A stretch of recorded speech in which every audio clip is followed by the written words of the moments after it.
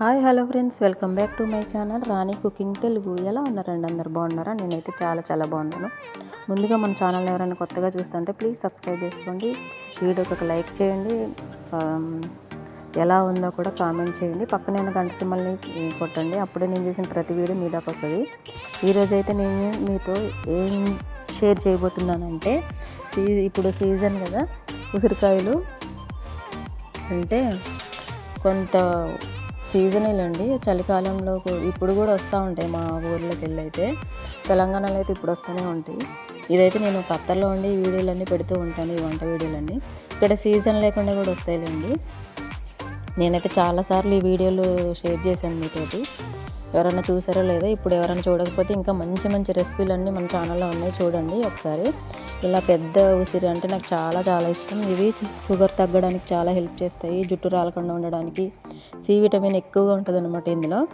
నాకు చిన్నప్పటి నుంచి బాగా ఇష్టం అండి. మా స్కూల్ దగ్గర ఇవి రూపాయికి 4, 5 అట్లా అమ్మేటోళ్ళు అనమాట. రేగుపళ్ళు కానీ ఇవి కానీ అట్లా నాకు చిన్నప్పటి నుంచి అలవాటు అయిపోయింది. తెలంగాణలో సింగరేణి స్కూల్ దగ్గర ఇవి ఎక్కువ అమ్ముతారనమాట.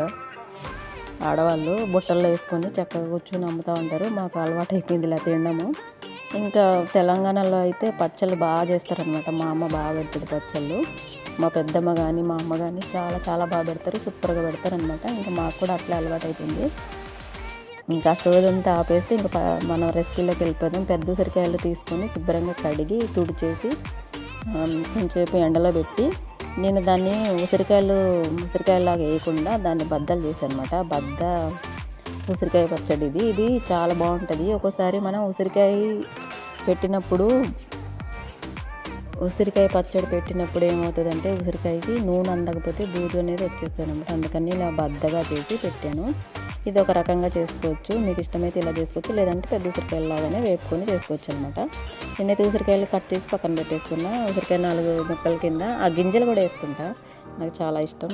దీనికోసం అయితే ఒక 2 చెంచాలు ఆవాలు, 1 చెంచాడు జీలకర్ర, 1/2 చెంచాడు మెంతులు వేసుకొని కొంచెం లైట్గా రోస్ట్ చేసుకోవాలన్నమాట.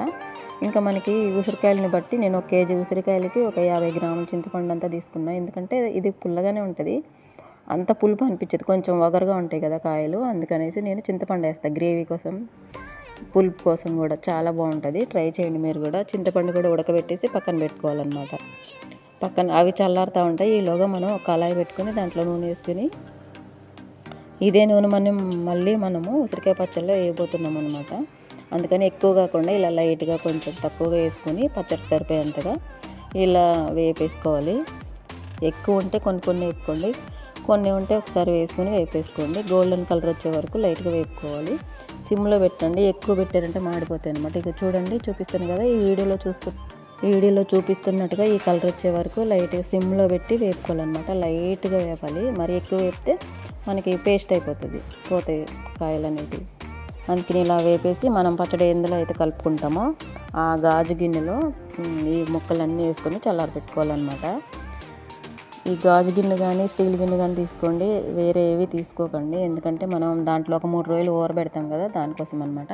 ఇప్పుడు తాలింపు కోసం ఒక 10 వెల్లుల్లి రెబ్బలు వేసుకోండి, జీలకర్ర ఆవాలు వేసుకొని కొంచెం గుప్పుడు కరివేపాకు వేసుకొని బాగా వేపుకోవాలన్నమాట.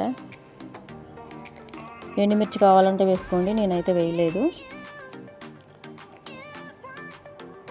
కొంచెం బాగా వేగిన తర్వాత చల్లారబెట్టి పక్కన పెట్టేసుకోవాలి. ఇప్పుడు మనము ఇవి ఆవాలు, మెంతులు, జీలకర్ర కొట్టి పెట్టుకున్నాం కదా పక్కన, అవి కూడా వేసుకోవాలి.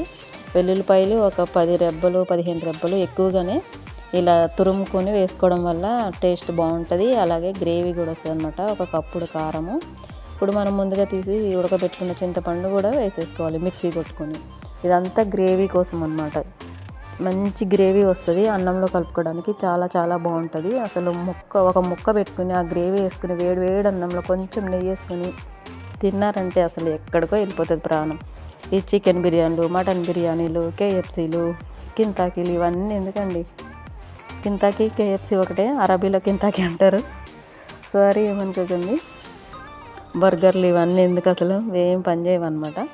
ఇలాంటి పచ్చడి ఉంటే వేడిగా అన్నం వండుకొని 1 చెంచాడు పచ్చడి వేసుకొని కొంచెం పెరుగు వేసుకొని తిన్నామంటే ఆ పూట వెళ్ళిపోతుంది, చాలు.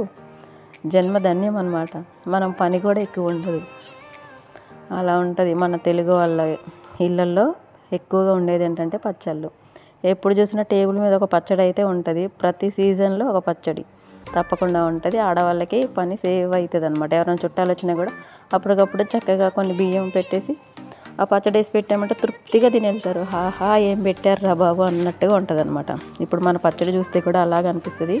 మీకు నోట్లో నీళ్ళు ఊరుతూ ఉండొచ్చు. నేను అంత పచ్చడి కలిపిన తర్వాత 3 రోజుల తర్వాత చూడండి ఇలా ఒక కవరు కట్టేసి మనుషులు తిరగని చోట్ల పెట్టాను అనమాట.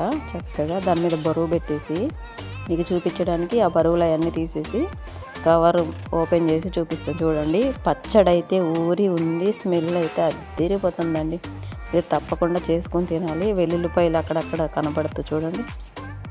ఆ కరివేపాకు ఆ నూనెలో మగ్గి ఆ ఉసిరికాయ ఈ గ్రేవీ అబ్బాబ్బాబ్బా ఏమైనా ఉందండి.